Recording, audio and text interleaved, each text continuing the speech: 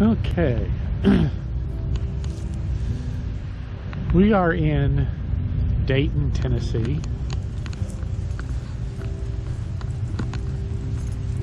And that is the Ray County Courthouse.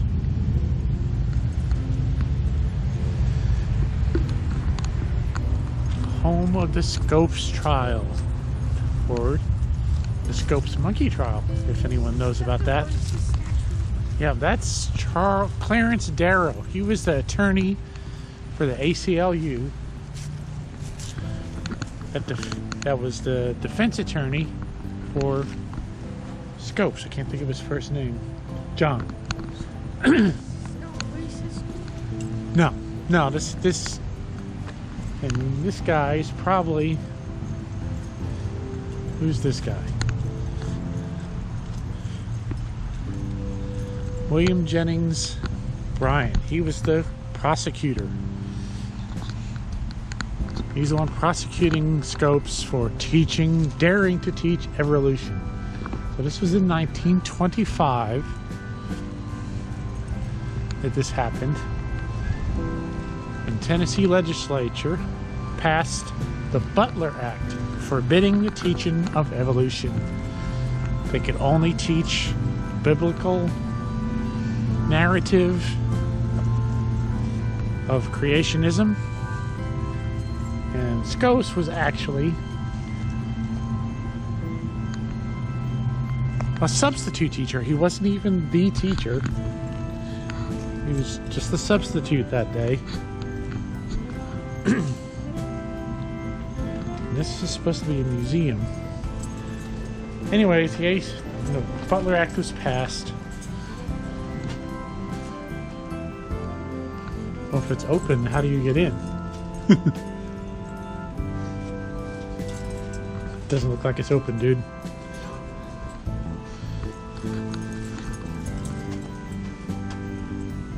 Closed on Saturday. So, the museum's closed.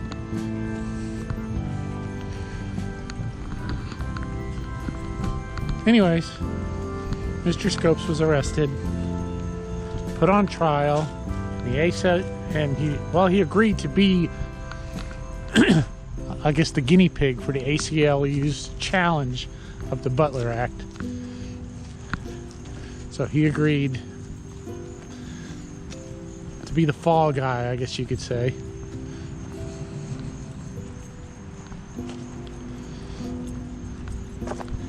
So this building is almost 100 years old.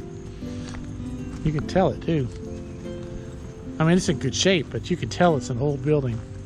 Man, I really wish the museum was open. Anyways, yeah, I tend to jump around a lot.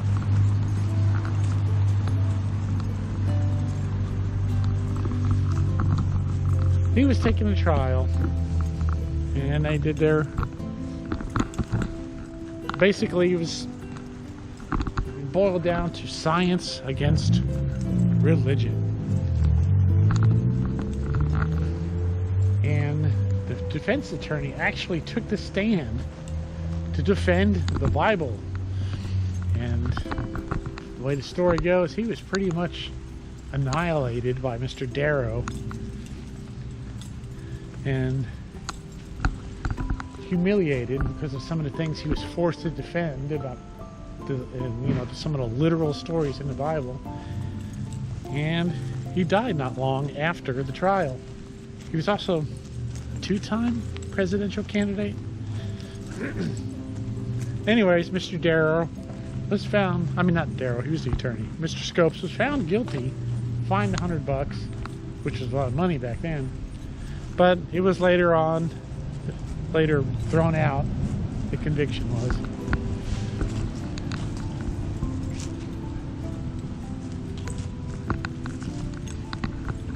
And I don't know, it was a big deal back in 1925 when this happened. National news, they actually had reporters here from around the country covering this thing. Tennessee, they were not shown to be they were not put in a good light. Anyways,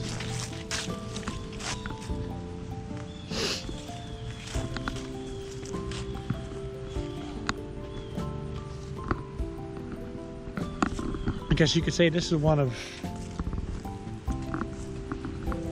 the ACLU's first big challenge against fundamentalists of the time, which was growing at that time.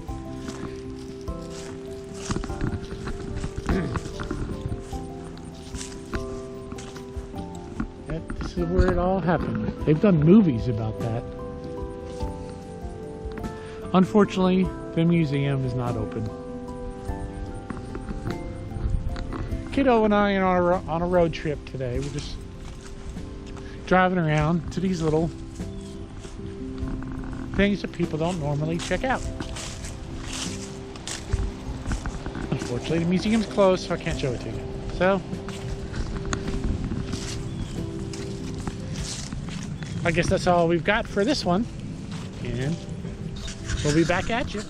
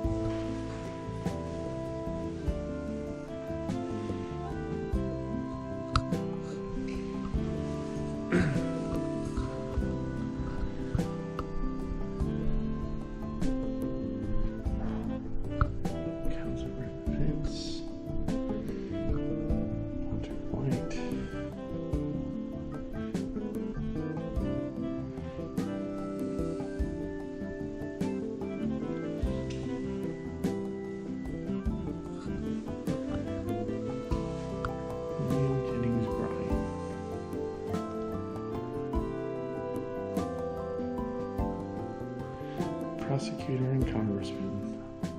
Also ran for president.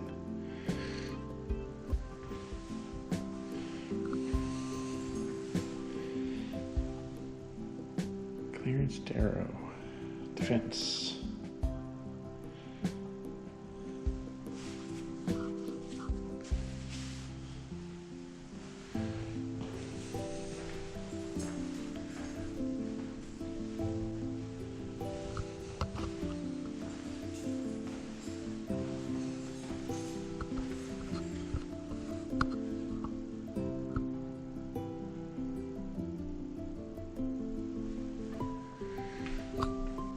Case became a national debate over the role of science and religion in public schools. Prosecution focused on a narrow interpretation of the law. Led by Tom Stewart, the state maintained that the only legal issue before the court was whether John Scopes broke the law by teaching the theory of evolution. Scopes' individual freedom to discuss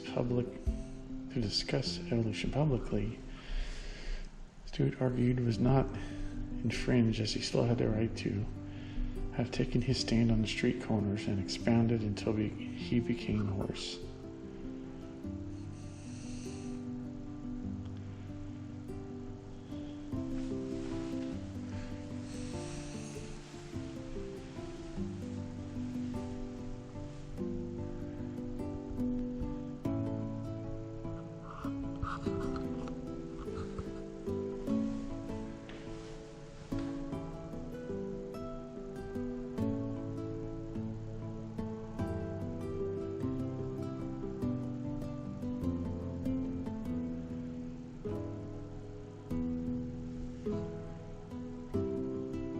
Said the theory of evolution itself were on trial.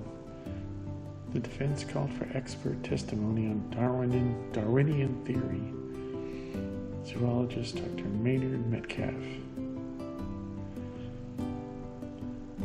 testified about the differences between the fact of evolution and the process of evolution.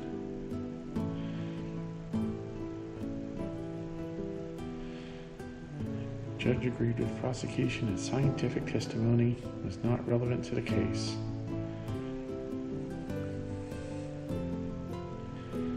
The rule of defense cannot offer testimony from other experts to support their argument that evolutionary theory is sound scientifically and does not conflict with the Bible.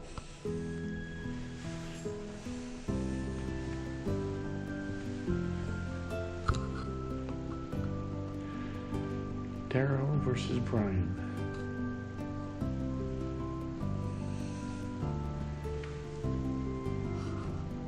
The trial of the century culminated with a showdown between the case's two towering figures.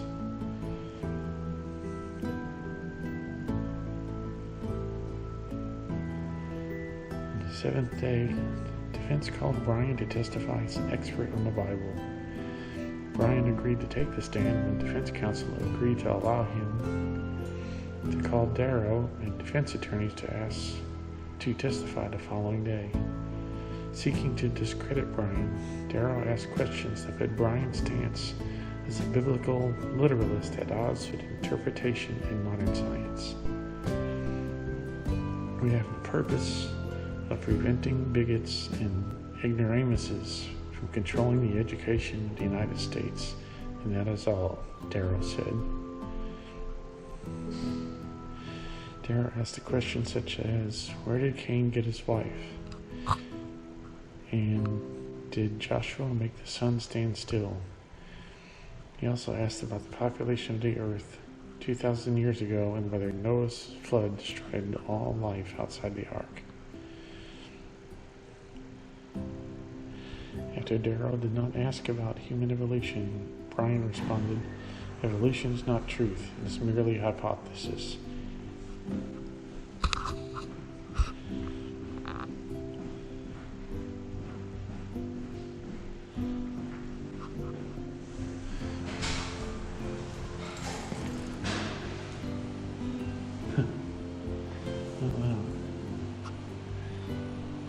Circuit Court minutes from the Scopes trial in 1925.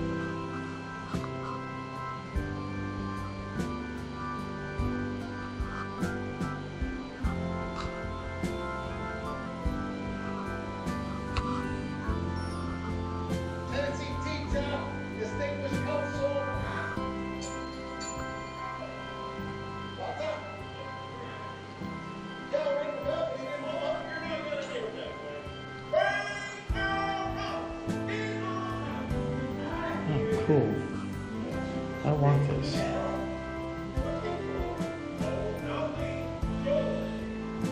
Look, you don't have time to watch the whole thing.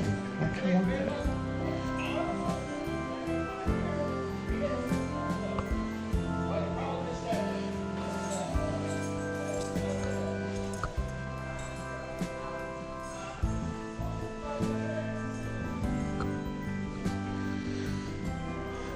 Life is full of awakenings. Man is bound to keep on finding out. You can't put blinders on the world if you try.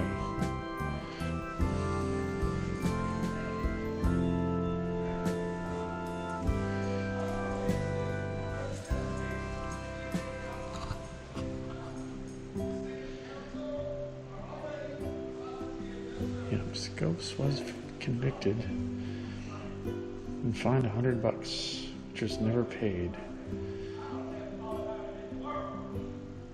The conviction was overturned.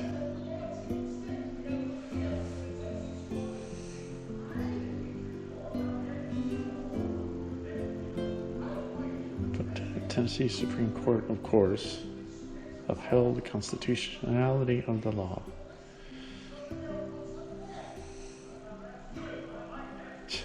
The statute remained on the books until 1967. Why does that not surprise me? As a result of the Scopes case, the term evolution virtually disappeared from school textbooks for more than 30 years. And finally, in 1968, the Supreme Court ruled Epperson versus Arkansas that an Arkansas law similar to the Butler Act was unconstitutional establishment of religion.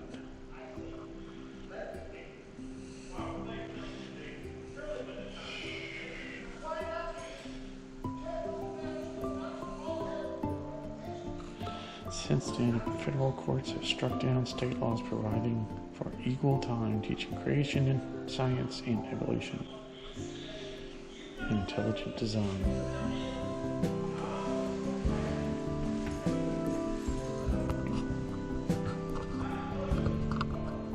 For 5 days after the trial, William Jennings Bryan remained in the area, edited his delivered closing argument to the jury, and spoke several times to large crowds as far away as Winchester, Tennessee.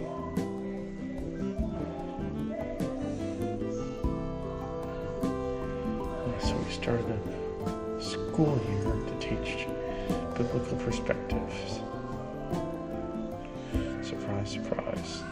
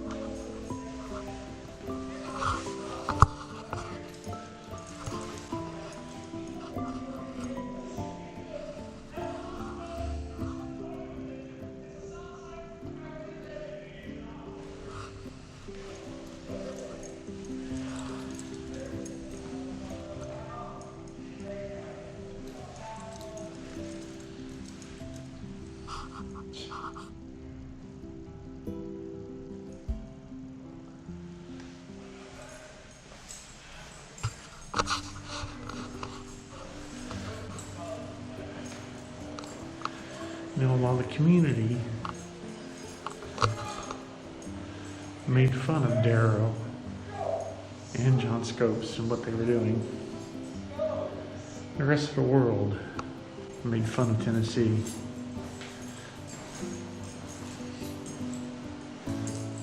I've seen newspaper articles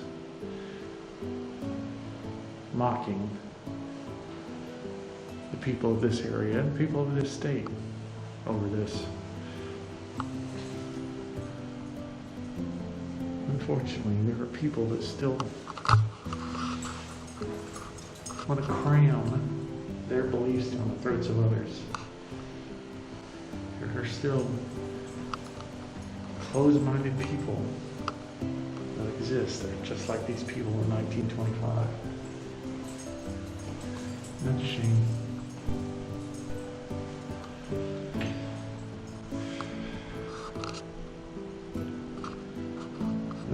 That's all there is to this little thing. It's a neat little piece of Tennessee history. And I'll be back if there's anything else to see. This is the Scopes trial courtroom.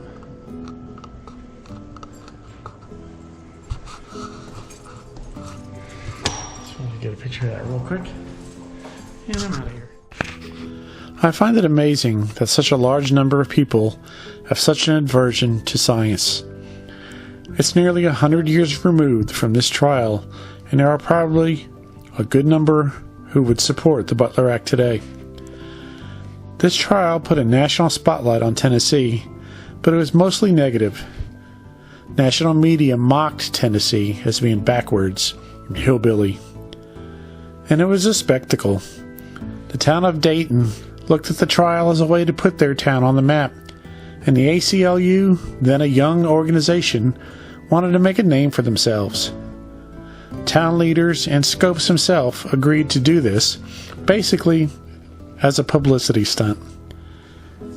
This trial was the first to be covered by the national media. It was carried across national radio broadcasts. I remember studying about this trial in college. Of course, Darwin never said humans came from monkeys, but that we evolved from a common source. Yet, this misconception continues. Bottom line, it was cool to see the museum, as small as it was. You should come check it out yourselves.